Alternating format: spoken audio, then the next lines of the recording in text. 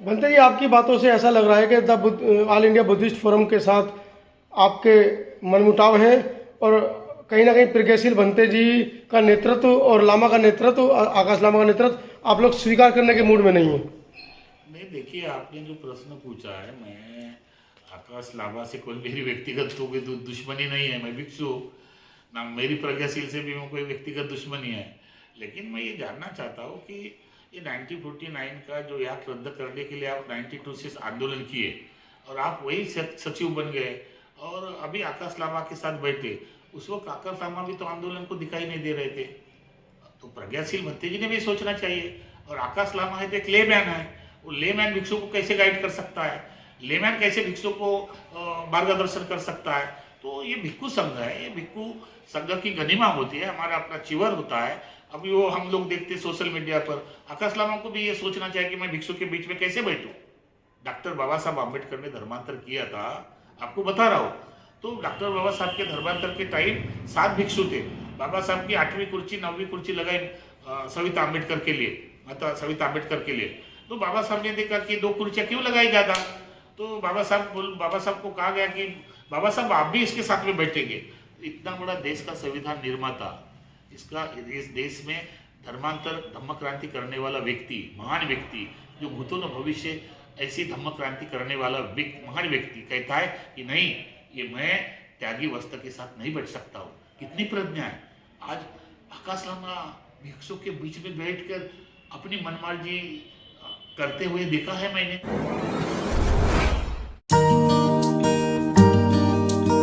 दिन से धरना प्रदर्शन चल रहा है। अब आप 2 अप्रैल को एक बड़ी प्रेस कॉन्फ्रेंस कर रहे हैं जिसमें पूरे देश से भिक्षु संघ को, उपासकों को बुला रहे हैं। क्या है पूरा मामला? क्या आप लोग बुद्धिस्ट फोरम के साथ हैं, नहीं हैं? क्या पूरा मामला है? कहाँ त्रुटियां रह गई हैं जिन कमियों को आप दूर करना चाह रहे हैं? बिल्कुल, आपके चैनल के माध्यम से मैं सभी दर्शकों को निवेदन करना चाहूँगा, बताना चाहूँगा थोड़ा तेज कि ये आंदोलन जब शुरुआत हुई तो 92 से हुई। इसके पूर्व में जो श्रीलंका से नागारी धम्मपाल आए, उन्होंने शुरुआत की। उसके बाद में महाराष्ट्र के जो भिक्षु थे निसंग रक्षित 89 में उसने की। और फिर 92 में भंते ससाई जी के नेतृत्व में ऑल इंडिया बुद्धिस्ट गया महाबोधि मुक्ति आंदोलन समिति की स्थापना हुई। समिति के माध्यम से आंदोलन तेज हुआ। और आप सभी को भी पता होगा, भारत के लोगों को भी पता है, 5 लाखों से तो 5 लाख लोगों तक आंदोलन तेज हुआ। केंद्र सरकार, बिहार सरकार के विरुद्ध में कई बार प्रदर्शन हुए और आंदोलन इतना तेज हुआ कि जंतर मंतर पर 18 महीने तक धरना प्रदर्शन चलता रहा। उसके बाद में अभी दिनांक 12 फरवरी से जो धरने पर बैठे हैं ऑल इंडिया बुद्धिस्ट फोरम के माध्यम से, तो इससे एक नया रूप मिला है। भारत के बौद्ध लोगों में एक चेतना तो आई है, लेकिन आंदोलन जिस तरह से सरकार पर दबाव होना चाहिए, बिहार सरकार पर, वो दिखाई नहीं दे रहा है। आरएडी इस आंदोलन से इसलिए भी संतुष्ट नहीं है कि आपको पता होगा कि 92 का आंदोलन बीटीएमसी जो एक्ट है, प्रबंधन एक्ट है, वो समाप्त करने के लिए आंदोलन हुआ था। और फिर ये आंदोलन तेज होने के बाद आज 12 तारीख को जो भत्ते जी प्रज्ञाशील जी बैठे हुए हैं, मैं इसके पूर्व भी सवाल खड़े किए थे कि उनको एक्ट बदलने के लिए गए थे। तो मेरा ये सवाल है कि वो 6 साल तक सेक्रेटरी क्यों बने, और सेक्रेटरी बनने के बाद 24 साल बाद आकाश लामा जी के साथ बैठकर ये आंदोलन कर रहे हैं। तो कहीं ना कहीं भारत के लोगों में एक संदेह निर्माण है, भिक्षु संघ में संदेह निर्माण है कि जो व्यक्ति एक्ट को बदलने के लिए संघर्ष कर रहा था, वही व्यक्ति 6 साल तक बीटीएमसी में सचिव पद पर रहा, उस वक्त सब कुछ कर सकता था। इसीलिए मैं भी उस आंदोलन का हिस्सा हूँ। मैं भी अपने जीवन के काफ़ी साल आंदोलन में दिए हैं। मैं जहाँ तक बुद्ध गया के धरती पर से मुझे मैनेजमेंट कमेटी से उठा के लेके गए थे लालू जी के ज़माने में, 13 दिन मैं जेल में रहा हूँ। उसके भंते अभी वर्तमान में उस आंदोलन के भंते अध्यक्ष है आनंद जी। तो मेरे दिमाग में ये आया कि क्यों ना हम लोग पूरे भारत के जितने भी अम्बेडकर संगठन हैं, या राजनीतिक लोग जो है या कॉलर्स लोग है और बड़े बड़े भिक्षु विद्वान है, उनकी एक व्यापक बैठक बोध गया में होनी चाहिए। इसलिए दिनांक 2 अप्रैल 2025 को दोपहर 1 बजे से शाम 5 बजे तक संपूर्ण भारत के जितने भी बौद्ध भिक्षु है, विभिन्न राज्य के धर्मगुरुओं को हमने निमंत्रण किया है, बुलाया है कि ये जो महाबोधि महाविहार का मुद्दा आस्था का विषय है, जैसे हमारे बनते विनयाचार्य जी ने बताया, तो मैं उस बात से सहमत हूँ। बनते विमल कीर्ति ने बताया, तो हम लोगों ने चिंतन मनन किया क्यों ना हम सारे भिक्षु को इकट्ठा करके एक राष्ट्रीय लेवल पर एक कमेटी बनाकर इस आंदोलन को किस तरह से न्याय देने का प्रयास करेंगे। यहाँ पर 3 पहलुओं पर बात होनी चाहिए। एक तो हम लोग न्यायपालिका में जाना चाहते हैं, दूसरा एक आंदोलन भी तेज करना चाहते हैं, तीसरा एक जो मेंबर ऑफ पार्लियामेंट है या संसद में जो चर्चा है उसमें बिल पारित होना चाहिए। इसी तरह एक राष्ट्रीय व्यापी बैठक का, भिक्षु संघ का बैठक होगा, उसमें निर्णय किया जाएगा कि अभी हम क्या रणनीति करने वाले हैं। इसलिए सबका सुझाव, सबके विचार, सबका मनोगत, क्या क्या महाबोधि विहार मुक्ति के लिए हमको मिलता है, और सभी भिक्षु को हम लोग आह्वान कर रहे हैं, चाहे बिहार प्रदेश भिक्षु हो, चाहे इंटरनेशनल भिक्षु संघ हो, चाहे अखिल भारतीय भिक्षु संघ हो, चाहे अखिल भारतीय महाभिक्षु संघ हो, चाहे पश्चिम बंगाल हो, ईस्ट नॉर्थ भिक्षु संघ हो, ये सभी भारत के भिक्षु जो बुद्ध के वंश है, अनुयायी हैं, बुद्ध पुत्र है, और उसी बुद्ध की भूमि जो ज्ञान थैली है वो भिक्षुओं के हाथ में नहीं, बुद्धों के हाथ में नहीं है। तो ये विटंबना है। वो बुद्ध ज्ञान की स्थली बुद्धों के हाथ में कैसे मिले, उसमें मैनेजमेंट कैसे बुद्धों का हो, और 1949 एक्ट कैसे निरस्त किया जाए, उसको कैसे खत्म किया जाए, और पूरा बहुमत बुद्धों को कैसे आना चाहिए।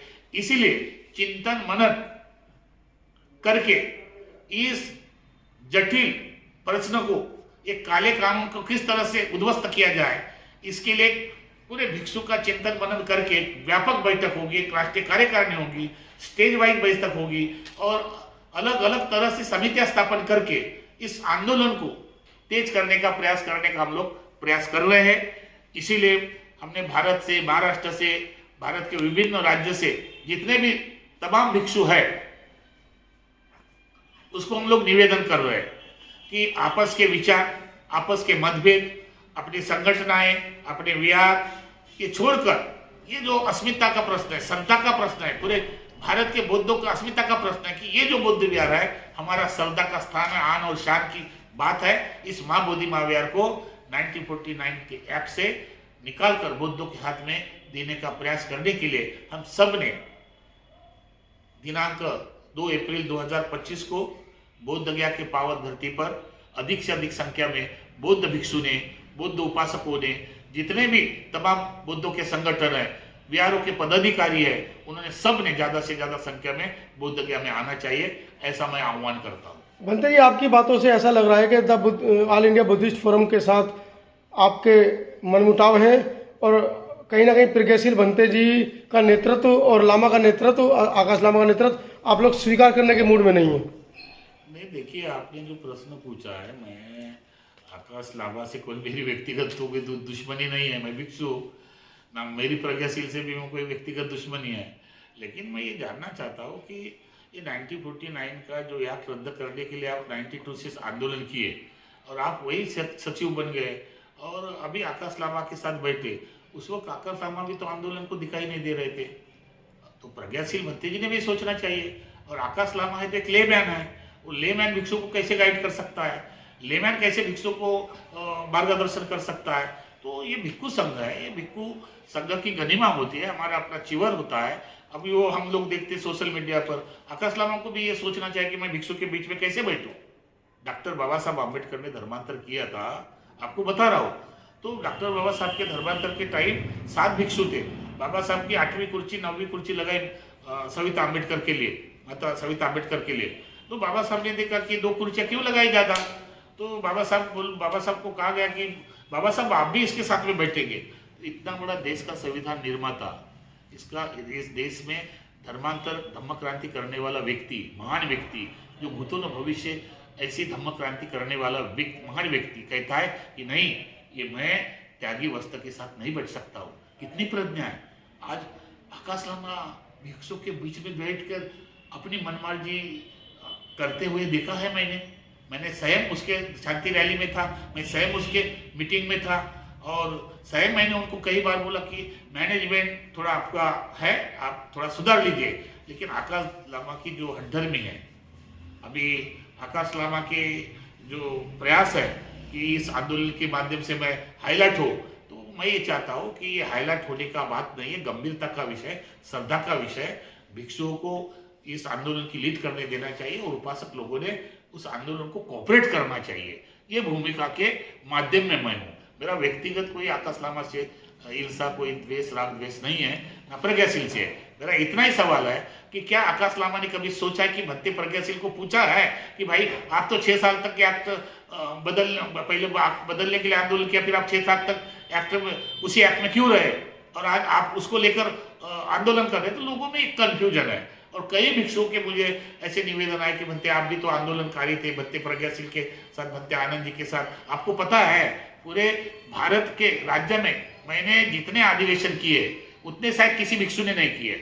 मैं उस आंदोलन का हिस्सा हूँ, उस आंदोलन की मजबूत कड़ी रहा हूँ और मैंने इतने अधिवेशन किए जबकि 500-500 भिक्षु और लाखों की संख्या में लोग आते थे। और तब ये महाबोधि विहार का आंदोलन चलता था, उसमें चर्चा होती थी कि क्या करना चाहिए, क्या नहीं होना चाहिए, पारदर्शिता और एक दूसरे की ट्रांसपेरेंसी थी कि कहाँ से पैसा आ रहा, क्या से नहीं आ रहा, कितना खर्चा आ रहा, ये सब पारदर्शिता थी। तो भंते जी, आप लोग तो जो चंदा इकट्ठा हो रहा है वहाँ पर, उस पर भी सवालिया निशान उठा रहे हैं कि ऑल इंडिया बुद्धिस्ट फोरम का कोई अकाउंट नहीं है, सीधा आकाश लामा के अकाउंट में पैसा जा रहा है, या फिर प्रज्ञाशील जी का भी नाम आ रहा है कि उनका भी अकाउंट नंबर चल रहा है, ऐसा कुछ सुनने में आ रहा है। मैंने आप ही के चैनल के माध्यम से ऐसा सुना है कि कुछ भिक्षु चर्चा कर रहे हैं कि भाई जो ऑल इंडिया बुद्धिस्ट फोरम है उसका समिति का ऑलरेडी अकाउंट होता है, तो अकाउंट में ही पैसा लोगों से मांगा जाना चाहिए। लेकिन मैंने ये सुना है कि ये 3-4 लोगों का पर्सनल अकाउंट लेकर पैसा मांगने का काम हो रहा है, तो इसमें भी लोगों का संदेह निर्माण हो रहा है। वास्तविक आंदोलन अगर करते हैं ऑल इंडिया बुद्धिस्ट फोरम के नाम से, तो उसका समिति का अपना अकाउंट होना चाहिए और उस समिति में कितने लोग हैं, उस समिति में कितने लोग मेंबर हैं, वो सब क्लियर होना चाहिए। अभी मुझे मालूम हुआ कि एक भत्ते जी के माध्यम से भूतपूर्व बिहार प्रदेश के सचिव सुशील जी, उनको भी निकाला गया है। अभी फिर निर्मल जी है, उन्हीं के साथ भी ऐसा व्यवहार हो रहा है। तो ये उनके माध्यम से मालूम है, मेरा अपना कुछ भी नहीं, मैं तो कभी बोला ही नहीं। मैं तो सीधा बोल रहा हूँ, आकाश लामा जी हो या प्रज्ञाशील जी हो, कि भिक्षु संघ से बढ़कर कोई नहीं है। बड़े बड़े सीनियर भिक्षु है, बड़े बड़े पहुंचे हुए भिक्षु है, वो जो भारत के भिक्षु आएंगे, कर्मठ भिक्षु है, क्रांतिकारी भिक्षु है, अम्बेडकरी मिशन को आगे लेने वाले भिक्षु है। भी हमारे अनुज विनय आचार्य जी है, हमारे अनुज विमल कीर्ति जी है, ये तरुण भिक्षु काम कर रहे हैं। मुझे लगता है 25 साल के लगातार वो बुद्ध ज्ञान में है, आंदोलन में जुड़े। अब उसी आंदोलन में उसी को बात नहीं करने दे रहे, उनको बात नहीं करना है, ये बात नहीं करना है, वो नहीं बोलना है, ये नहीं बोलना है। तो सबको तो स्वतंत्रता है अपने आंदोलन की बात करने के लिए। तो इसलिए मैं ये चाहता हूँ कि ये कंफ्यूजन दूर करने के लिए। तो भंते क्या 2 अप्रैल का जो आप एक प्रेस कॉन्फ्रेंस रख रहे हैं, क्या उसके माध्यम से आप जो अपनी रणनीति बनाएंगे, क्या इसी आंदोलन को आगे चलाएंगे या अपना धरना किसी दूसरे नाम से किसी दूसरे जगह पर रखेंगे? देखिए, बाकी सारे भिक्षु 2 तारीख को आने के बाद उस पर चर्चा होगी, चिंतन होगा और चिंतन मनन होने के बाद एक कोर कमेटी बनना चाहिए, हमारा भी ऐसा मत है। तो सारे भिक्षु अपने विचार प्रकट करेंगे और सारा का चर्चा होने के बाद एक डिसाइड किया जाएगा कि एक राष्ट्रीय कोर कमेटी बनाकर इस आंदोलन को कैसा अंजाम देना चाहिए और भिक्षु संघ तय करेगा। तो किस किस तरह की कमेटी आप बनाना चाह रहे हैं इसके अंदर भंते जी, जो अभी तक आकाश लामा की टीम ने नहीं बनाई है? नहीं, हमारी तो पारदर्शिता होगी, 3-4 तरह की कमेटी होगी। न्यायपालिका में जाने के लिए कमेटी होगी, आंदोलन तेज करने के लिए कमेटी होगी, मेंबर ऑफ पार्लियामेंट में इस बिल को किस तरह से पारित कराने के लिए राजकीय लोगों से कैसे वार्तालाप होगा उसके लिए कमेटी होगी, जो मीडिया में क्या बात रखनी चाहिए आंदोलन के संबंध में या के संबंध में उसके लिए कमेटी होगी, जो प्रचार और पैसा आंदोलन कैसे किया जाता, उसके लिए अर्थ नियोजक कमेटी होगी, जो भिक्षु धरने पर बैठेंगे कंटिन्यू, उसको रहने की, अभी धूप आ रहा है, उसको कैसी तरह व्यवस्था मिल सकती है बैठने के लिए, खाने के लिए, ये कमेटी होगी, प्रचार प्रसिद्धि कमेटी होगी। तो इस तरह के मुझे लगता है हम लोग बहुत जल्दी बैठक में इस तरह की कमेटियां, 10 कमेटियां बनती है तो 10 कमेटियां बनाएंगे। उसमें उपासक लोग हैं, जो कॉलर्स लोग हैं, उसका मार्गदर्शन चाहिए। उसमें लॉयर लोग हैं जो कायदा को जानते हैं, न्यायपालिका के व्यवस्था में काम करते हैं। ऐसे लोगों को भी हम लोग कमेटी बनाएंगे। भारत के विभिन्न राज्य से जो अम्बेडकर राइट वकील है, कॉलर्स है, इन लोगों की भी एक कमेटी बनेगी। ऐसे बहुत सारी 10-12 कमेटी बनाकर एक राष्ट्रव्यापी भिक्षु संघ का एक कमेटी, कोर कमेटी बनाकर हम इस आंदोलन को मजबूत, सशक्त और लोगों की श्रद्धा और आस्था भिक्षु संघ के प्रति है, लेकिन वो आस्था कायम रखने के लिए, भिक्षु संघ के प्रति फिर से ज्यादा श्रद्धा वर्धित होने के लिए हम लोग ये 2 तारीख की महत्वपूर्ण बैठक का हमने आयोजन किया है। ये ऐसा नहीं है कि हम लोग उसके विरोध में, हो सकता है हम लोग अगर चिंतन मनन करेंगे, भिक्षु संघ चाहेगा तो उसको समर्थन देंगे तो उसको भी समर्थन दे सकते हैं, क्योंकि ये आंदोलन बंद नहीं होना चाहिए। हम इस पक्ष में आंदोलन बनते ही एक सवाल अक्सर हम लोग जब रिपोर्टिंग कर रहे हैं ग्राउंड पे जाके, तो एक सवाल निकल कर आ रहा है, सभी लोग एक ही सवाल पूछ रहे हैं कि आप लोगों के धरने से होगा क्या आप लोग इसको मुक्त करा पाओगे? नहीं, आपने प्रश्न पूछा वो आपका बिल्कुल सही है, मैं उसका स्पष्टीकरण करना चाहता हूँ। ये धरने पर बैठने से नहीं होना चाहिए, धरना भी होना चाहिए, आंदोलन भी होना चाहिए। मैंने बोला ना, ये सारी कमेटियां बन जाएंगी तो ऑटोमेटिक रास्ते खुल जाएंगे। न्यायालय में लंबित पड़ा है मामला, एक कमेटी न्यायालय की तरफ जाएंगी, एक कमेटी शिष्टमंडल राजकीय व्यवस्था के लोगों से बिहार सरकार को मिलेगी, एक कमेटी केंद्र सरकार के लोगों को मिलेगी। तो इसीलिए नहीं बैठक का आयोजन हुआ है।